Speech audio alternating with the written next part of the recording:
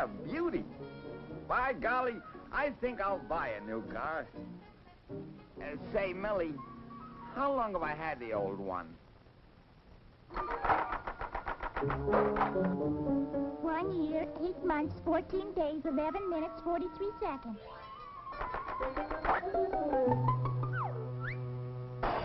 3 o'clock, boss. Time to go home.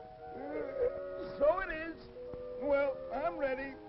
A long day, 11 to 3, 2 hours for lunch, 3 days a week. It's a tough life.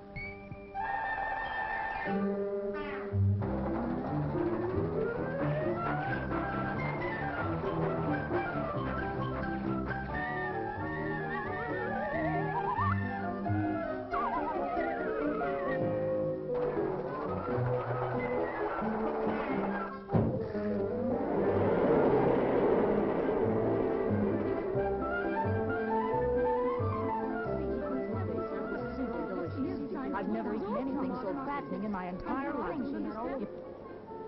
Give me license number WJK-412. I bid 3 hearts. 3 no trump. I pass. Do you mind if I pass? Certainly not. Go right ahead. Thanks.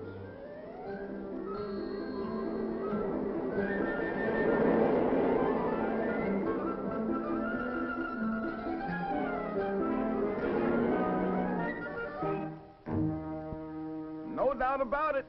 This bus is a little old-fashioned.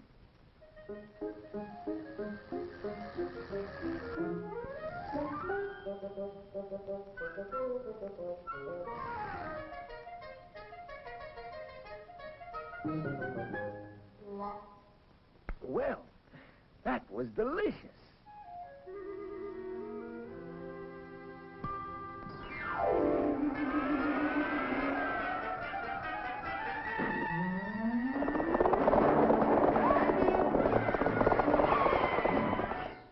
That concludes tonight's thrilling episode of our three-dimensional Western, brought to you by Energade, the combination soft drink, candy, and dessert with the three-dimensional flavor. Good, good, good. Buy it at your local market. 21st Century Cars presents your personal master of ceremony. Hello, folks. Say that. Now we are going to bring you a special entertainment feature which will show the development of the automobile. Oh, Pop! I want to see another cowboy picture. Quiet. I beg your pardon? Oh, not you. Say, those new models look terrific. They are terrific. You should see what your grandfather used to call an automobile. Okay, Sam, start the show. Now, folks, believe it or not, this is actually an automobile. When Grandpa was a 17-year-old hot rodder around the turn of the century, this job was the hottest thing on wheels. Grandpa's newfangled horseless carriage changed his whole life in more ways than one. Motoring was a thrilling experience even in those days. Since there weren't any doors in Grandpa's dreamboat, sometimes it was a little too thrilling. Every trip was an adventure in those days, and one thing you could always depend on: a flat tire. The old retaining rings on the rims didn't always retain what they were supposed to retain.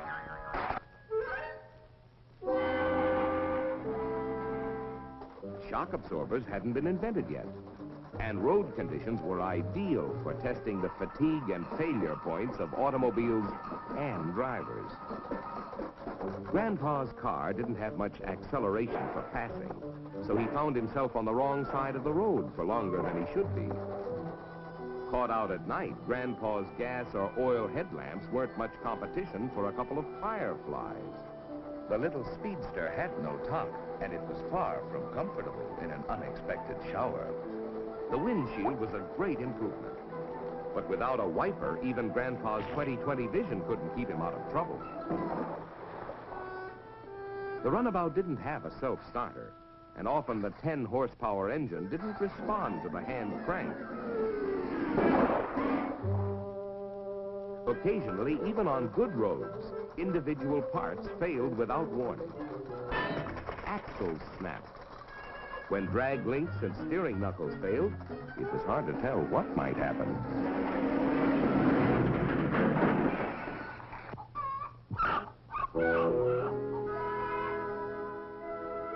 With every passing year, improvements came thick and fast. Stronger and safer wheels were developed with demountable rims for tires. Doors were added to keep people safely inside. Tops became standard equipment. Windshields protected motorists from bugs and the elements. Wipers were invented to help the motorist drive safely in bad weather.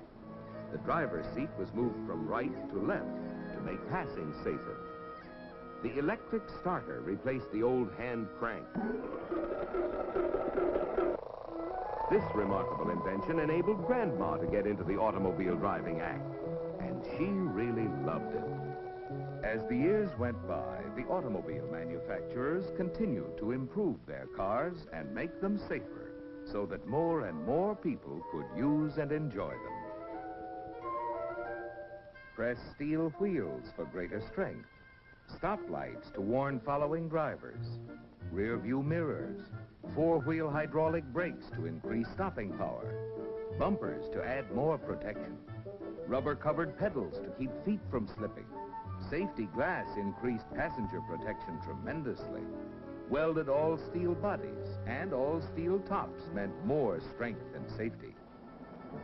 Bumpy roads were smoothed out with shock absorbers, and Grandpa could sail along in comfort and safety.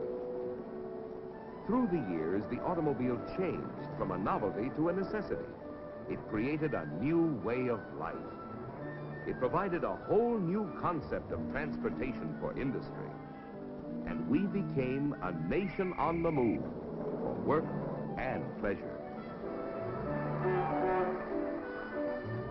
Besides designing better automobiles, the manufacturers developed research and testing techniques to help them build safer cars. The science of metallurgy met the challenge of creating more efficient and stronger parts and assemblies. Scientists used all kinds of technical equipment in research and development programs. Ingenious torture tests were designed to reveal fatigue and failure points in parts and assemblies.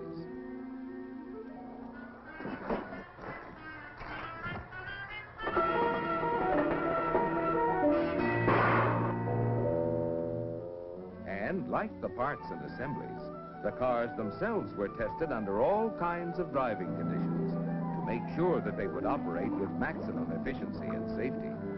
At the end of the rugged test run on the proving grounds, they were disassembled down to the last bolt and checked and studied in minute detail. Year after year, manufacturing processes steadily improved to make sure that every automobile that left the factory was in good working order. Each car was subjected to more than 2,000 inspections. Cars became safer and more reliable. So when Grandpa, still plenty spry in spite of his age, set out for a little trip, his car was reliable, safe, comfortable, and easy to drive. Safety door locks kept Grandpa secure inside the all-steel body. The adjustable seat quickly placed him in a comfortable position. The automatic transmission made driving easier, and easier controls meant safer driving. Styling contributed to safety. The low center of gravity gave more stability. Tubeless tires meant increased safety. New equipment kept Grandpa warm in the winter and cool in the summer to add to his comfort. And a more comfortable driver was a safer driver. More powerful and reliable engines were developed to make driving more efficient. When Grandpa passed another car, he did it safely and easily. Wrap-around windshields and larger rear windows increased visibility tremendously. Sealed beam headlamps guided Grandpa safely at night. Power brakes made it possible for him to stop easily and quickly. Directional signals let the other fellow know the driver's intentions. Power steering not only made parking a breeze, it made all driving easier. Even in the good old days of the 1950s and 1960s, Grandpa could rely on his automobile to get him to his destination quickly, safely, and fresh as a daisy. So you see, folks, all of you who are living in the year 2000 are fortunate, because through the years, the automobile manufacturers have had as their goal your safety first. They have constantly improved the quality and safety of automobiles.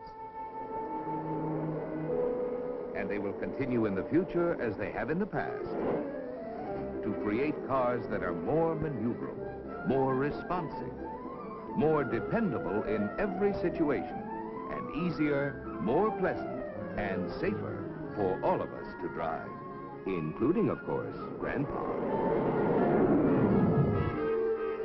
That's the ding-dong truth, folks.